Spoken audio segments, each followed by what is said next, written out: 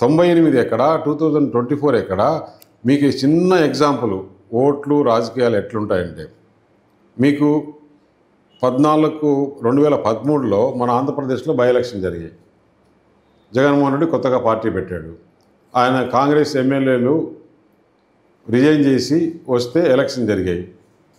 అప్పుడు కాంగ్రెస్, వైఎస్ఆర్ కాంగ్రెస్, తెలుగుదేశం పార్టీ 3 పార్టీలు ఎలక్షన్ జరిగితే 18లో దాదాపు నాకు తెలిసి 14, 15 టీడీపీకి డిపాజిట్ రాలా.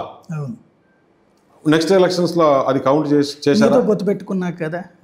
నెక్స్ట్ ఎలక్షన్స్లో అది కౌంట్ చేసుకున్నారా?